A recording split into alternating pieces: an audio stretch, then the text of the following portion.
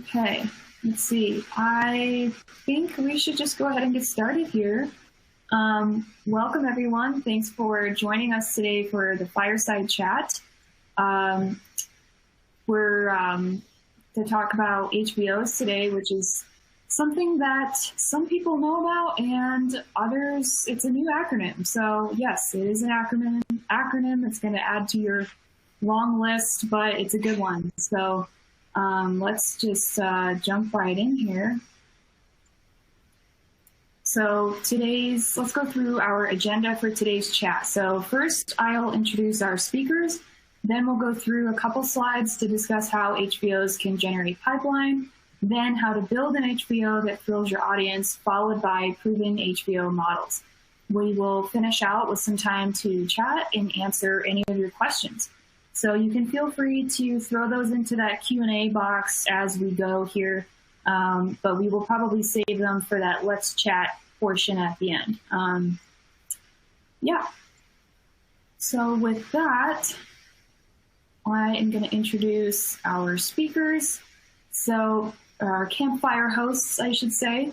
So my name is Brittany Guadetti. I'm the Senior Growth Marketing Manager at Intelligent Demand, and I will be your moderator / MC for today's chat. Next, we have Chris Moody, who joins us from TOFU, which is now Gartner, as a Senior Director Analyst there. And we also have Aaron Owens from Here at ID as one of our Technology Strategy Directors. Both of these guys are extremely knowledgeable about HVOs, and they get very excited about them. So with that, I'm going to hand it over to them to walk you through what this acronym really means. Thank you very much, Brittany. Thanks, everyone, for joining. And for those joining on the recording, great to see you as well virtually. Again, I'm Chris Moody. I'm in Raleigh, North Carolina. So, Aaron, we'll tease this out and we can do kind of a little longer intros here since we're having the fireside chat sitting by the fire. It is nearly fall. It's 86 degrees here in North Carolina, so it doesn't feel like fall, but we're close. I geek out on high value offers, and Aaron, I'm going to let you chime in on this too. So that is an HVO, spoiler alert, a high value offer. That's why you're here. The keys that we will talk about today, number one, high value. This is not just an offer. This is not just a meeting. This is not just a demo. Aaron has a great slide he's about to talk to that on. But we talk about this almost every single day here at Gartner. So formerly Topo, it's coming up with clients across the world. We've seen this in every region, every size company, every industry. Essentially, we need to get more interaction from our buyers. We need to create engagement. We need to get their attention. They're not paying attention to us. How do we get them to attend something? That's where we're bringing this marshmallow over the fire for a high value offer. So Aaron, I'll let you introduce yourself a bit. Everyone, I do have 3 kids. They can pick this lock. They know that I'm recording. If they show up, we will just wave and I'll shoo them away on mute. So if that happens, that's another useful piece of information. Yeah, thanks, Chris. So yeah, my name's Aaron, and high value offers, and we'll unpack this as we go through today, but they really are, I think, the linchpin to a really great account-based strategy. And I think when we look at most account-based failures, oftentimes we find that the HVO is one of the culprits of something not working quite the way that you expected. And we'll talk about why that is. And what's really great is that by the end of today, we're going to be handing over to you some models of HVOs that you can steal. You can walk away today and you can start putting together one of about a half dozen different models for high value offers. And this is the kind of stuff that we like to geek out on here at ID as well. And really looking forward to jumping in. And I would just encourage everybody to ask questions. This doesn't have to be super linear. We can spend as much time as needed on any given topic. So just drop your questions in there. Brittany will be monitoring that and making sure that we all get those. And we will move on when all the questions are answered.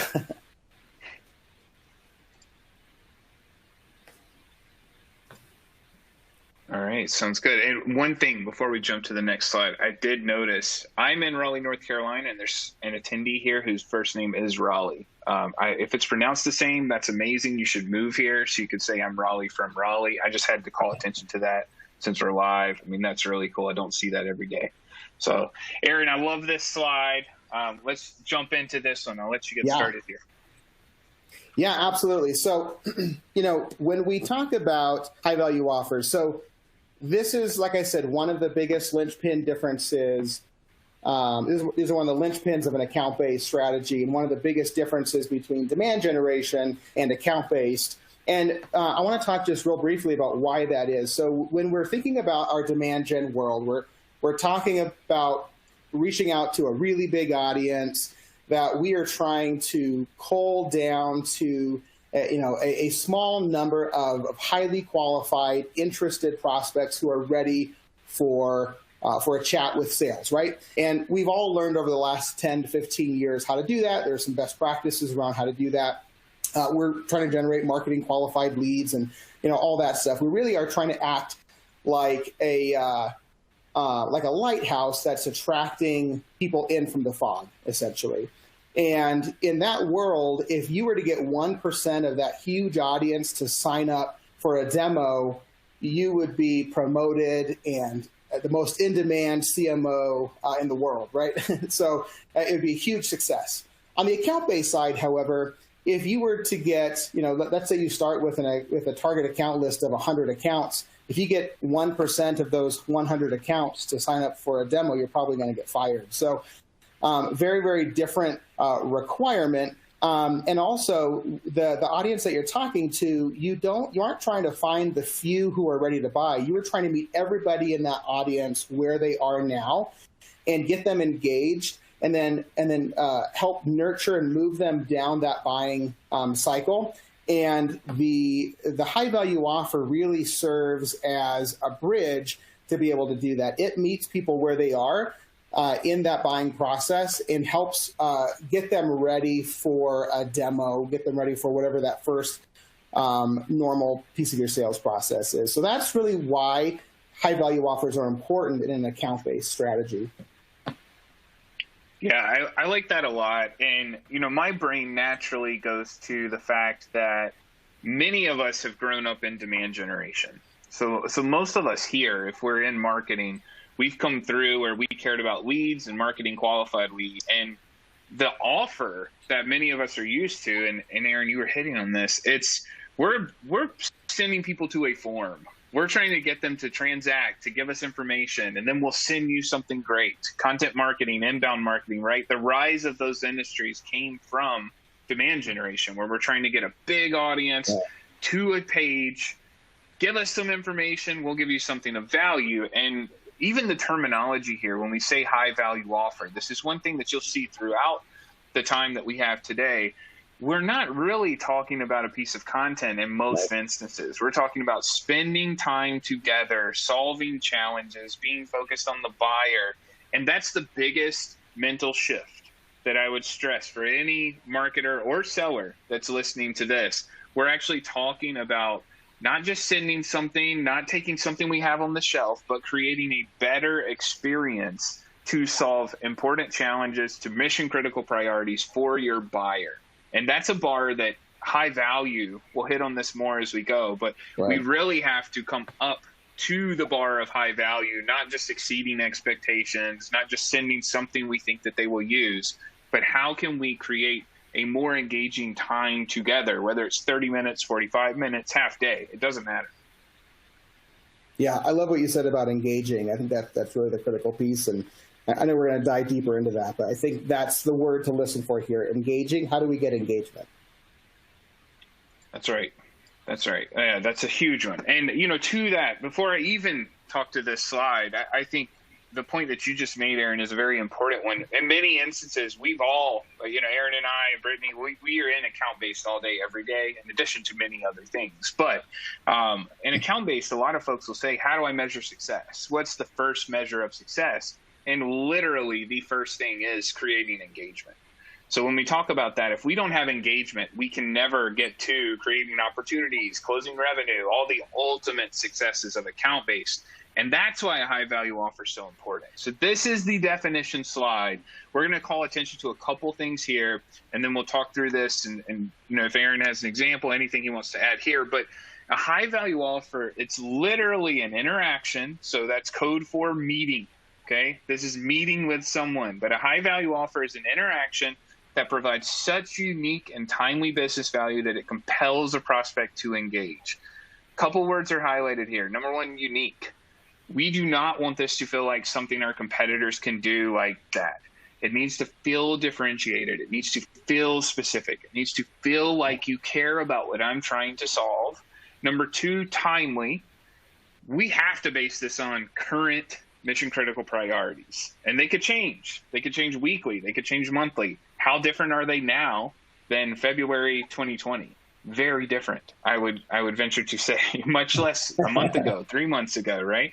And then business value. Now, this is the one that I am sure Aaron and I could talk about this for days, literally days, because most organizations that I am working with, I work with a lot of great organizations, but this is the biggest challenge. It's being focused on the buyer, the value to the business. So it's not us. It's not what we're selling, what we can solve, what we can do. This is saying, what are the biggest challenges the buyer is facing, and how can we attach ourselves to that to create such value that they do not want to miss this time together? Literally, it's FOMO. So that's kind of my interpretation of what's a high value offer. Yeah, I like that, Chris. And, what we talk about oftentimes with our clients is, what are the pillow talk problems? What's the thing that your target is talking to their partner about at night? What's keeping them up at night? What's causing them to be scrolling for solutions on their phone at 1 a.m? What's the thing that is causing them to work late on the couch at night? These are the kinds of problems and concerns that we're trying to answer with a high value offer. And, it's tempting sometimes, because of the old world that we come from, to say, well, the answer is just sign on the dotted line, buy my product, implement this, hire us to do this thing for you. And yeah, I get that. But what is the thing that we can help them, how can we help them solve that problem and that pain right now? Move them in that direction, move them, 1 or 2 more steps down that path, set them in the right direction. Those are the kinds of things that we're trying to do with a high value offer that proves our value, proves our expertise, proves our authority, creates some reciprocity, and opens the door to say, okay, now you know that we know how to help you solve that. Now that you're going down that path, we have some tools that might be able to help. That's where we sort of fit into that sales conversation. But this is not convincing them that your product is great, and it's not a pitch by any definition, any stretch of the definition. That's right. That's right. And I know we're going to hit on this more. I see Jason Yarbrough joined.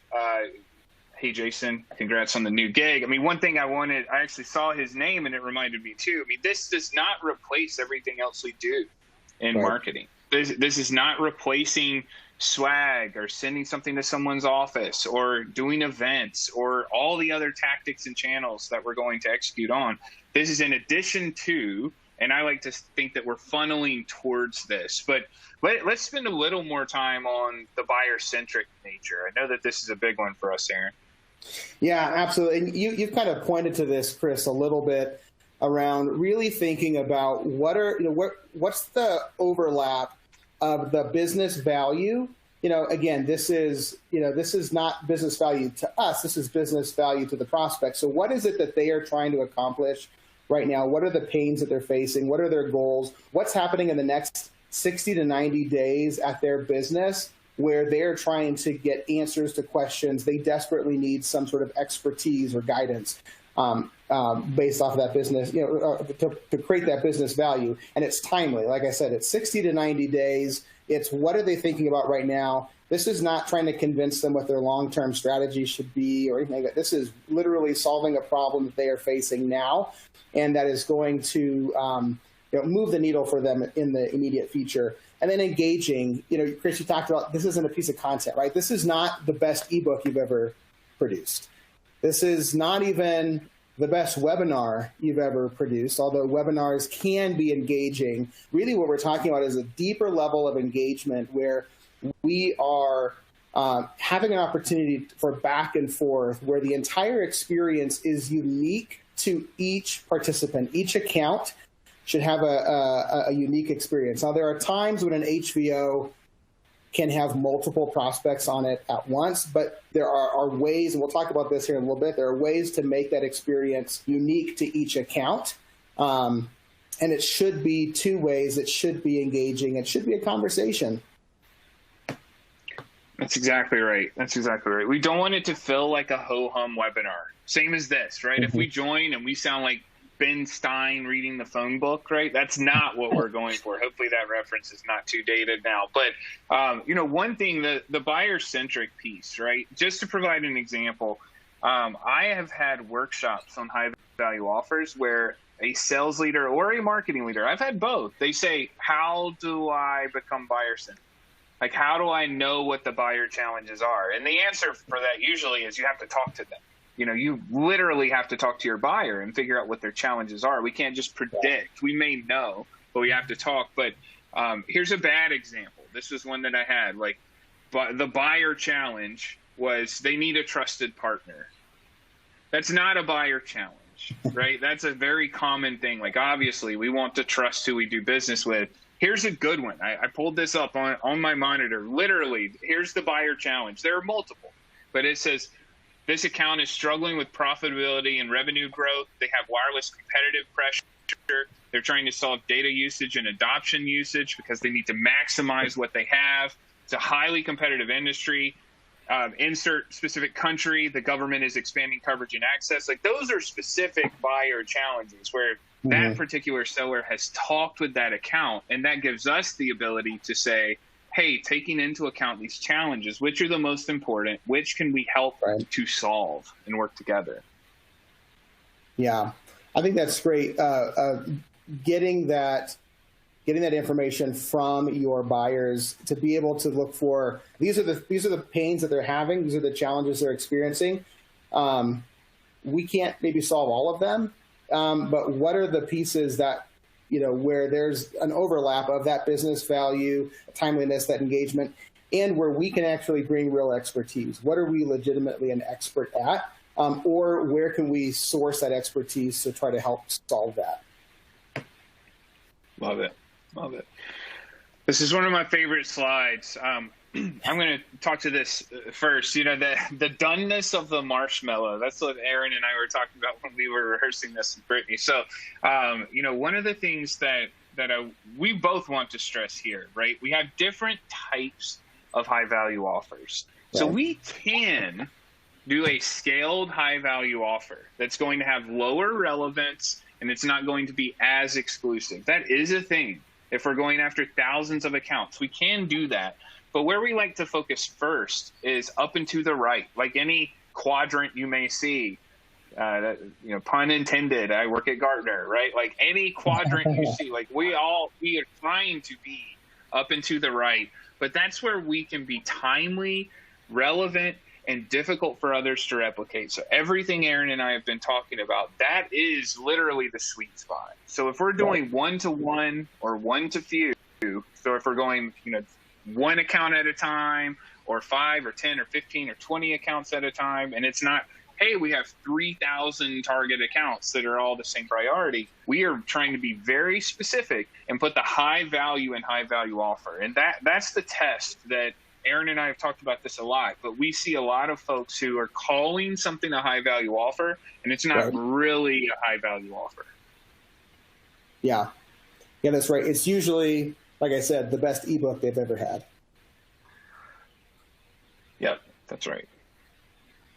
Yeah, exactly. So I think, and when we talk about, we've talked quite a bit about relevance, but thinking about exclusivity, one thing to keep in mind here, and this is a common complaint that we get, or a common objection that we get from clients when we start talking about these high value offers, and especially when we talk about the models that we're going to be talking about here in just a little bit. They say things like, this feels like it's going to take a lot of time, and this feels like it's going to, we're going to have to create this unique every single time we do it. And I think that's something that is hard for brands sometimes to overcome, is really accepting that what you're creating is going to be unique for each experience, for each prospect, for each account that you're engaging with. And it should be uncommon, because you want to make sure that it is meeting every single account where they are.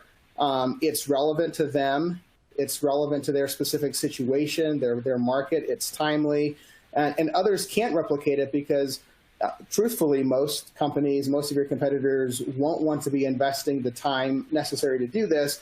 But also, you come with a unique perspective and a unique set of expertise that really makes the competition irrelevant. You're no longer competing on who has a slightly better integration with Salesforce, and all of a sudden now you're talking about who understands the things that are keeping me up at night the best. It doesn't mean you're going to win every contract based off of that, but you're definitely going to be leading the conversation. I love that. And Aaron, I know you have a screenshot slide that we're clicking to now. So this is a great one to steal, but hacks to know you have a winning high value offer. If you can talk through these. Yeah, absolutely. So these are a few ways to know if you're on the right track. And the first one kind of points to what we were just talking about, that it hurts a little bit. Somebody in your organization should say at some point, man, that's a lot to give somebody for free. This comes from one of our creative directors here. She used to say, this should really hurt. And until somebody says that, I don't think that we're on the right track for a really good HVO. But it should hurt to give away a little bit. And number two is that clients are already paying for this, or some version of this, right? It should be something where they said, man, we give you just a hypothetical example. Companies are budgeting dollars for user experience testing and analysis. And if you can come to them and say, hey, we can give you, the 20% version of this that gives you the 80% of your results around how to optimize your user experience, that's something that they're going to be excited for, because they already want it and they're already willing to pay for it. And if you can give that to them, Jason, this is looking at you right over at Drift. If you can give them this kind of insight and evaluation around customer experience, and they can feel some value out of that, it may not replace the fact that they need to hire somebody, but it helps point them in the direction, gives them some momentum on this problem that they're already budgeted to solve. They aren't going to pay you for this. You're giving this to them as a value add, but then it brings you into that conversation around UX, and I know that your team knows what to do once you're in that conversation. So, number three, the competitors can't offer it. We talked about this a little bit. There are a lot of reasons that your competitors might not be able to offer something, but it's because you come with a different perspective, a different set of experiences, maybe a different framework. I love to work with clients around building a framework. Great companies, regardless of whether you're a SaaS company or you're a consulting company, you should have frameworks and points of view about how you think about your market, how you think about the problems that you're solving. You're not just solving a technical problem, you're solving a business problem, and you should understand how you fit into this larger framework. So having a unique framework that you can evaluate people against literally makes this offer unique. Your competitors can't offer it, and if they did, they'd have to say, "Hey, we're gonna compare you against the intelligent demand framework." I mean, that would be dumb. They'd just be promoting us, right? So having something that's unique makes it difficult for competitors to offer this. And then Jason or Chris, like you mentioned earlier, that FOMO feeling, that this fear of missing out. Your high value offer really should be something that they desperately want. And if you haven't found that, then you haven't found the right high value offer. Your ebooks and your white papers and your blog posts and your webinars, those can all be things that, it's great to have FOMO there, but those are all things that can be a little bit more transactional, that can be a little bit more impulse. I sign up for webinars all the time. I download ebooks all the time that sound somewhat interesting to me in the moment, but I don't have that FOMO feeling of missing out on them. What I would feel a lot of FOMO around is something that feels very, very on point, right? It meets all those points I talked about before. It has that business value, that timeliness, it's engaging. I feel like I'm actually going to miss this experience. It's like, for us marketing geeks, it's like our version of going to Disney World, right? Like, what's the thing that is going to be so cool that, man, we got to be there for it? Until you find that, and that is a little bit of a unicorn, but the closer you can get to that feeling, the more effective your high value offer is going to be in moving people down the field in generating that pipeline. Yeah, I really like that a lot. And the FOMO, the fear of missing out, that can happen internally too. I mean, the best case scenario is we want an account to say, that was so valuable. Could you do it again? We needed some more people to show up for this. Could you run another session? Which, I know we've both heard from clients and from offers we've run. So that's one thing. We want that to be the feeling where we're doing something of such value. Now, here's the secret. It can be scalable for us. We'll talk about some examples as we get through the last few slides, but it can be scalable for us to execute on that. It doesn't have to be complete one-to-one, just like content, right? We can repurpose a lot of what we're doing. Yeah. But the internal piece of that, if we're doing a high value offer with sales, where sales is usually running the meeting or a subject matter expert, when it works, other sellers want to know how they can get involved in that. And that's another type of FOMO that we love to create. I've been in a world where I'm part of the high value offer as an analyst now. So, literally sales can book 30 minutes of an analyst's time to come in and help to close the deal. Once it's scoped, once they know the critical challenges, once they know how we can actually impact things. And then we want them to go back and tell their other sales colleagues, oh yeah, if you have anyone that's struggling with increasing pipeline from a revenue perspective, like they need to talk to Chris, right? So we're creating FOMO both internally as marketing leaders and sales leaders, and we're creating FOMO externally with our buyers. Yeah, that's great. One thing that we talk about a lot of times when we are, we'll talk in here a little bit about different models, but when we talk about the takeaway from the high value offer, we say, look, this should be something that is, that's so customized and so relevant and really captures the essence of that workshop, for instance, that they're sharing it with others, right? This is something, how often do you share an ebook with others? Maybe every now and again. But this should be something where it's like, this is a reflection of our company. This is something that should drive our strategic decision making. And it's something that they're sharing with their peers, that they're sharing among the C-suite, that they're sending to their board saying, hey, here's some, here we got this expertise around, how we're going to solve this problem that we've been talking about. This kind of gives a high-level overview of how we're going to tackle it. More to come later, right? Like that's the kind of feeling that this should have, because it really becomes, a brick in their strategic development. That's great. Okay, and I know we have some examples too. So, there are common types of high-value offers. Aaron and I will kind of alternate going through these and may have some commentary too. But the first, you'll see effort to produce per account. That's going to be consistent across the next 4 slides after this one with some types of high-value offers. But the first, we've talked about ebooks. We've talked about webinars, white papers, all of that. We can take customized content and turn it into a high-value offer. This is one thing I want to stress, for all of us on this and who will listen to it later, take your best performing content and let's figure out how we can customize that and make it specific for an account. So it could be notes for a specific situation. I can give a very quick example here. A previous organization I worked at when I ran marketing, we would work with sales to come up with the top 10 challenges that our buyers were facing. And then as sellers had conversations, they would check the boxes that came up of the top challenges. And then each of those challenges was mapped to, let's call it a 1 or 2 pager that was produced. But they could quite literally customize a piece of content based on the challenges for that buyer and then send them something made just for them with their name on it that literally took about 6 minutes. for them to produce. So it felt like this customized piece of content, and then they can turn that into the meeting. We want to meet to review some of the takeaways. Yeah, I love this. I think this is a great, dipping your toe in the water a little bit. This is easy to produce. You're not creating new content here, but you are showing that you understand their challenges. It's clearly not mass produced.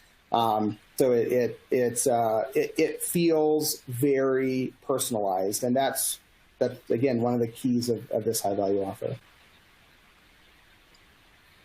So then, taking that just a step further, you as an organization have access to a lot of data, right? And if you aren't trying to compile data, it doesn't really matter what your industry is. You should be compiling data and best practices. What things are working. How are your clients either utilizing your software or implementing your framework or using your consulting? You should be gathering that insight and that feedback to be able to share these insights. Again, not making them product specific or service specific, but these insights that you have gathered, or maybe you do a formal survey. We have a lot of clients who do formal surveys and put out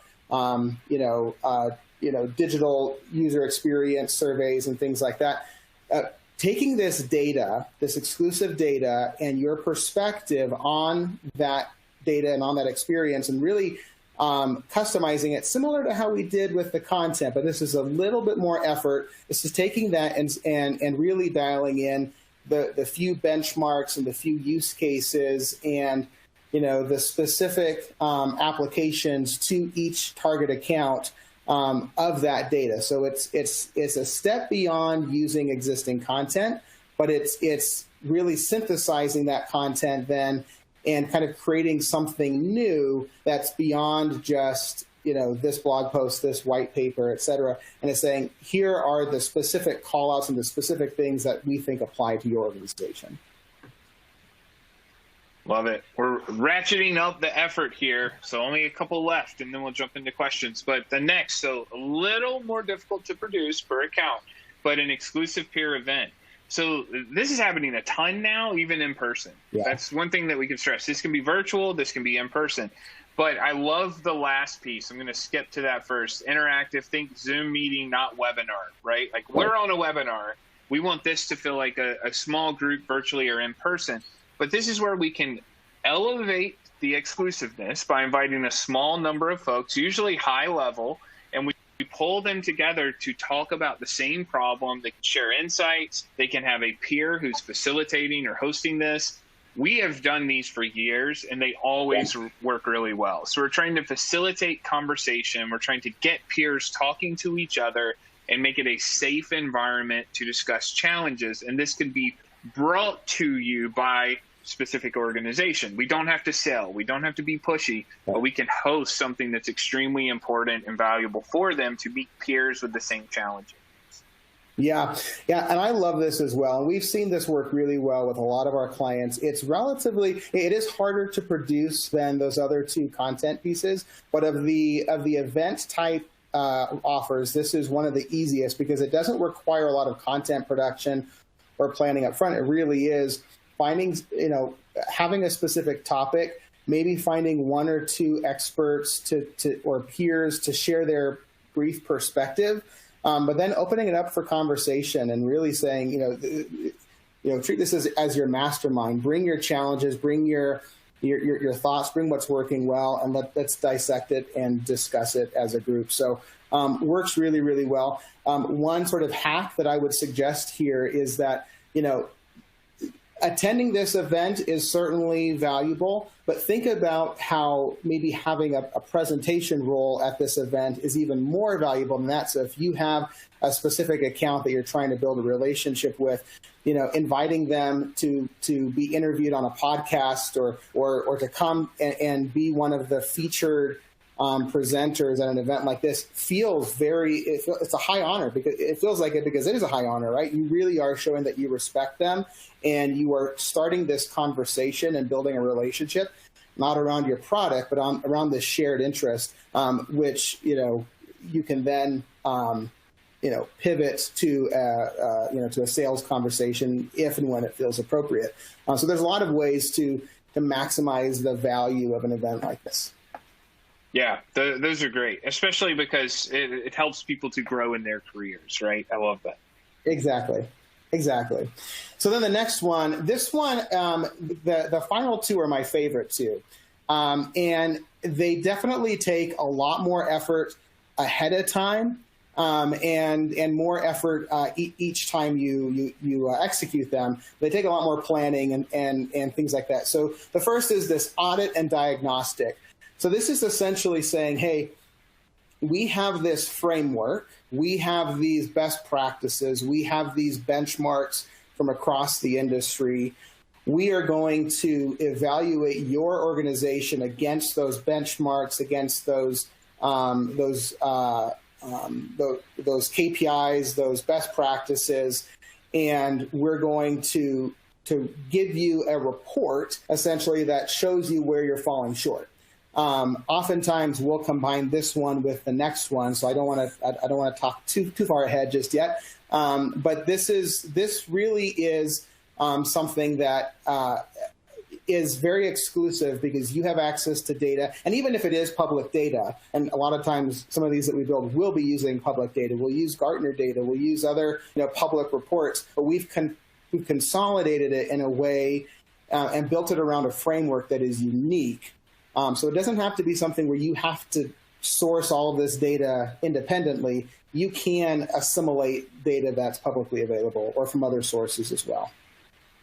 That's right. I love it. Maturity models, I see those a lot. I mean, it really works. Here's where you are now. Here's where you could be. Here's how we can help you do this together. Very effective and impactful.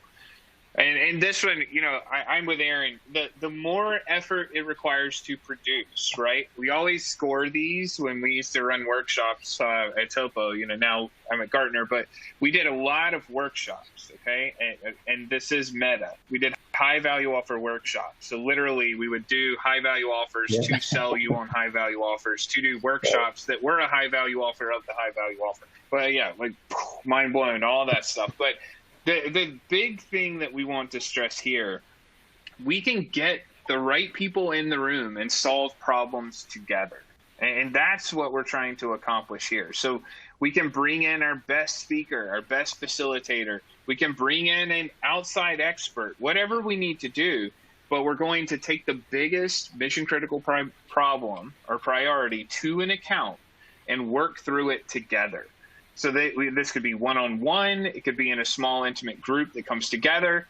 It can be, literally an outside firm that you hire to even whiteboard and facilitate this. I've seen all of them. I've participated on some where it was a firm that ran the whole thing, and then we've done a lot ourselves. But quite literally, we are trying to figure out what's the biggest thing we can help you solve. And this is a give it away for free, right? I mean, a lot of organizations sell these workshops for $30,000, $40,000, $50,000 to get people together for a half day or a day. Now it's shifted virtual, so everything's a little different. But we can jump in together in a big, messy situation of all the problems that we have and all the conflicting priorities and work together to find some source of clarity.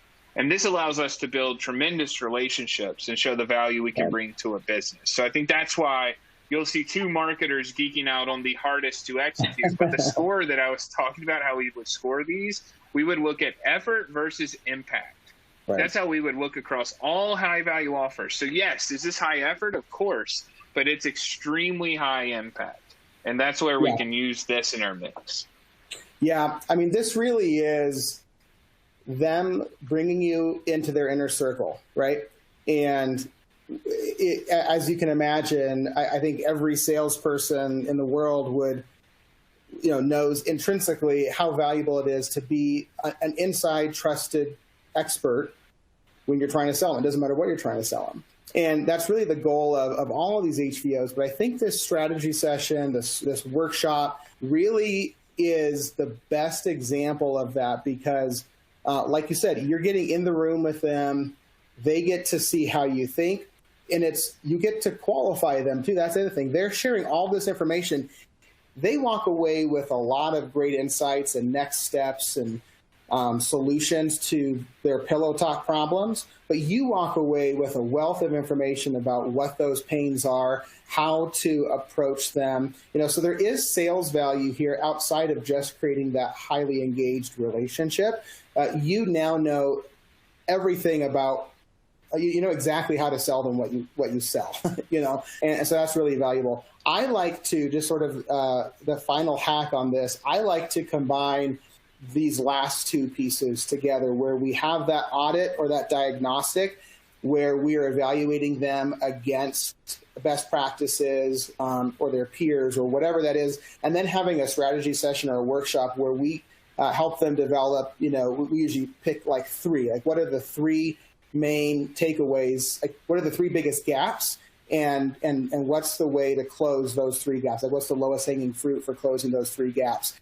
That makes for a really great 1-2 punch. It gives them something that they can share with others. It's very clear. It's very focused. It's not a 3 or 4 hour workshop. We're usually doing 60 to 90 minutes, but it feels very valuable. And then, like Chris said earlier, what oftentimes happens is they say, hey, can we meet again to go deeper on this, or to talk about the other problems or whatever? And, what I always encourage my clients say, well, what if they do that? Can we say yes? Well, absolutely, you can say yes. Like, you decide how much you want to invest in this client, but these are, once you've done the work, hopping on these sessions is relatively inexpensive. I mean, it just costs you the time of that SME, which is not nothing. But these are, if they're on your target account list, these are high value accounts, and so definitely hop on those. But what's great is at the end of these strategic workshops or these sessions, you can have a conversation where you can say, hey, it seems like we're really aligned. It seems like we're really aligned on X, Y, and Z, and we think the same way about this. And you told us that your top priority is A, B, C. It seems like it might be worth us having a conversation about how we can help you solve those, because those are exactly the kinds of problems we solve. Does it make sense for us to schedule a follow-up where we talk about our actual product or our actual service? And at that point, you've earned the right to that. And that is a natural and easy conversation. And our goal is to get 50% of them to say yes. And what we find is that when this is done really, really well, the number is actually a lot higher. Love that. Love that. All right. Jumping around the fire. Brittany, I know we have a couple questions that have come in. Yeah, absolutely. That was a lot of really great information. So thank you both for walking through that. I think that we should jump right into some Q&A questions first, and then I've got a few other topics that we can chat through. The first that I have from the audience here is, how much time and investment should an HVO require? That's a really good question. When we are thinking about budgets in general and resourcing in general around account-based, we are generally coming up with a number of what we're willing to invest to get one of these accounts to an opportunity stage, or to close them, or to turn them into revenue. And then we're sort of extracting from there how much we're going to put into ads up front, how much we're going to put into gifting, how much we're going to put into high-value offers. So the sort of cop-out answer I'll give, and then I'll give a little bit more tangible one. The cop-out answer is, it depends, and it depends on the value of the account. Your one-to-one accounts might be a little bit, you might be willing to invest a little bit more than your one-to-few, and certainly your one-to-many accounts. So there's going to be a sliding scale a little bit there. But what I tend to say, so like if we just were to use an example of those workshops, most of the clients that I work with will spend quite a bit of investment up front creating the framework for those workshops, which is usually like a replicatable Google slide deck that has maybe 5 or 6 pre-made recommendations, and then the person who's presenting can just go in and choose maybe the 3 to 5 that they actually want to present at any given workshop or whatever. So we'll build whatever that upfront asset is, and there's quite a bit of investment there. But our goal is to get to where your prep for each of these workshops is somewhere south of a few hours, right? So if we can get to where you're spending a couple of hours doing the research and things necessary to get ready for one of these workshops, then that feels like the right level of investment for a lot of these accounts. And then, of course, you have the hour where you're actually on the session, and let's call it an hour worth of follow-up as well. So that feels kind of average from what I've seen. But Chris, I'd love your perspective. You have a much wider view of the marketplace. Yeah, well, first, I'll start with what you just said. I think that's exactly right. I mean, as someone who's been on the hook to deliver high-value offers on multiple topics, because literally the high-value offer was 30 minutes with an analyst, right? I mean, that's the world that I live in right now. There are topics where we have talked about it so much. We have go-to decks. We know certain things about those topics. We will do research specific to that account. So we have a portal, right, that we go in, sales has loaded it all up, check that. To your point, that should take less than an hour for me to really know what's going on with this account. I want to pull that through, but then it's just like me going out and shooting free throws on the basketball court, right? Like, I may have not done that a million times, but it's muscle memory. I don't have to do true one-to-one every time I execute that. So that's the first. Like, I think we build to a certain point where this gets easier to execute for the subject matter expert, for the seller, for marketing to work together on that. I think we do build towards that. The other thing that I would say, and again, this is working across fastest growing tech companies, everyone else in the world, like we see it all at Gartner. It depends on the deal size, right? If we're talking a multi-million-dollar deal, then we should put some more time into that, right? Why would we say we can only spend one day of resource time to build something custom if it's a multi-million-dollar deal? Conversely, if we're talking about a $5,000 a year annual contract value, then that's a little different. We may not spend $10,000 worth of resource time to win a $5,000 per year deal. Now, maybe we do based on retention rates and all of that. And I honestly haven't seen as many where it's true financial metrics to decide this. It's more, we can repurpose what we do in a high value offer. The level of customization is the variable, right? So once we have high value offers, we're sitting them on the shelves. We may pull that off the shelf and we may customize the table of contents, write a different introduction, put a different few bullet points in there if we just go with the book metaphor there. But it's not writing a new book every single time we do this. Yeah, I think that's exactly right.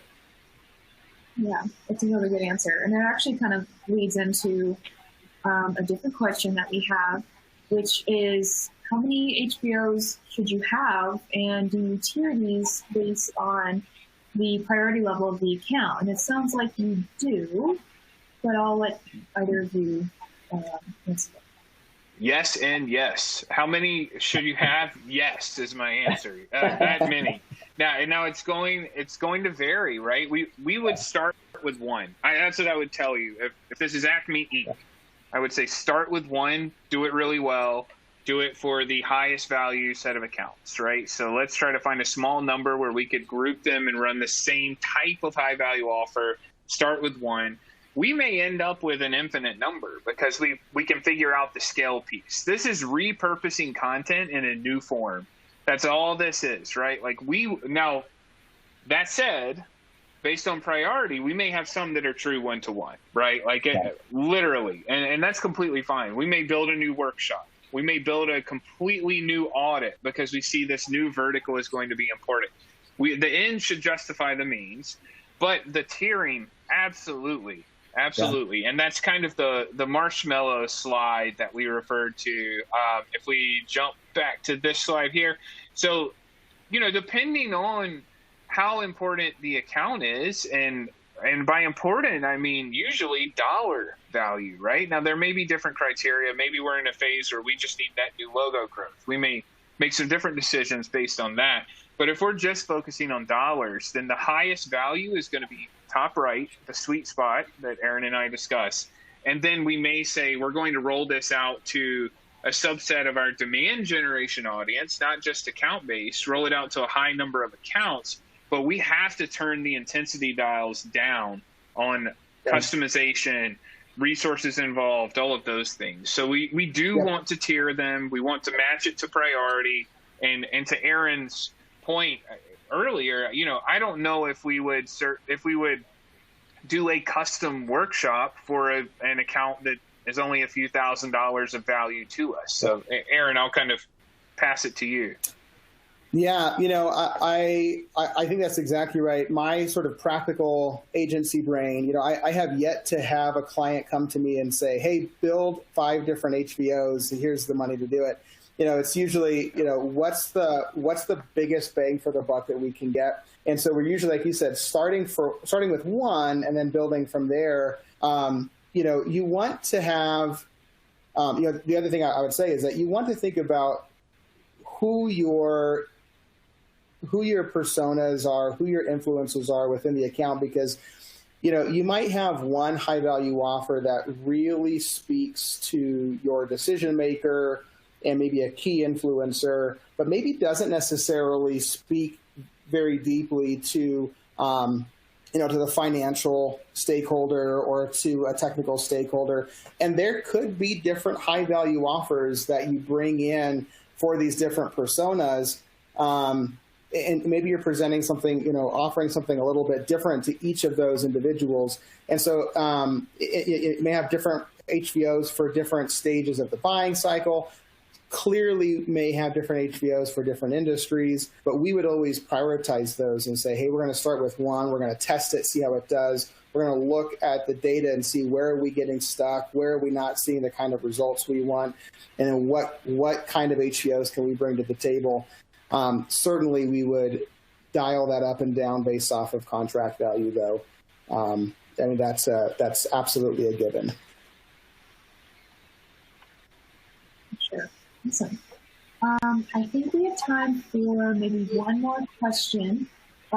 So this is kind of a topic that comes up, I think, in quite a few of our client meetings when we talk about HVOs and are looking to build those. I think a lot of clients wonder at which stage or stages in the sales funnel do HVOs typically work best. I know, Aaron, you mentioned earlier that, you can meet the prospect where they are, but what are your thoughts about is there something that usually works best as a placement piece? Yeah, sure. And I think the answer is similar to the last answer, right? Of like, it can work anywhere and you should be thinking about it at various stages of your funnel. But from a practical standpoint, where we usually start is thinking about how do we bridge that top of funnel and that bottom of funnel. HVOs oftentimes, the way that we execute them tend to feel very middle of funnel, right? They are sort of naturally focused on a specific problem, a specific pain point. They aren't product focused. And so they kind of fit into that bucket. But really think about how you are bridging somebody from awareness all the way down to being sales ready. And that's where I tend to put them. However, there are great high value offers that exist purely in the top of the funnel that are purely trying to get people engaged and aren't necessarily trying to convert to sales meetings right away. And there are great HVOs that exist at the bottom of the funnel where it's somebody who is, they're really acting as an accelerator for an existing opportunity, where we're trying to get an opportunity unstuck, or we're trying to expand an opportunity, trying to cross-sell an opportunity. So it can exist anywhere, but generally speaking, I'd say 9 times out of 10, I'm thinking about it in the middle of that funnel. Chris, I'm curious what your perspective is and where you guys see that playing the best. Yeah, I think my 9 out of 10 would probably be more 2 out of 3 middle of the funnel, but I would agree with that. I think that's, if we plotted this out, that's going to be our cluster, mostly middle of the funnel. Mm-hmm. But we have seen for pure net new, bring in new audience. And now that would require very specific prioritization, and to say these accounts are more important than those accounts, like literally we have to do that if we're trying to roll out high value offers that early in the process where they've never engaged with us before and we're going out and trying to create engagement. We would have to justify that effort. So that's the first. We do see that some. Most are middle of the funnel, so it may be phrasing like let's look at our stalled opportunities where we've created an opportunity and we're not generating engagement. What can we do for those accounts? So that is where we see a lot. And then also, pure bottom of the funnel. So, hey, we have a very important renewal coming up, or we know that we could expand 10x with this account. We need to figure out what we're going to do for accounts that look like this and run that high value offer.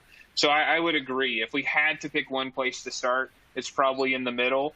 And I always like basing a high value offer to start on an account that we have more information about. And that's one thing that we typically have in the middle or bottom of the funnel. We should have some insights. We should have sales relationships. We should have some contacts there. Whereas net new, it's literally starting everything from scratch. So, I would +1 what you said, Aaron, and then I would also make the case that it could be anywhere in the funnel for valid reasons. Yeah, totally agree. Well, I think we are just out of time here, but I think this was a lot of information. Just as a reminder, we're going to have these slides emailed out after this event. They're also available right now in the console under download the presentation slides, and you can get access to those now, or we will be sending them right to your inbox afterward. But thank you, Chris and Aaron, for sharing all this valuable information and for helping us out today. So I hope everyone has a good rest of your day. And thank you for sitting with us by the fire. Yeah, thanks for letting us everyone. Out a little bit. Alrighty. Yeah, thank you, Brittany. Thanks, Aaron. Thanks, everyone. Until next time.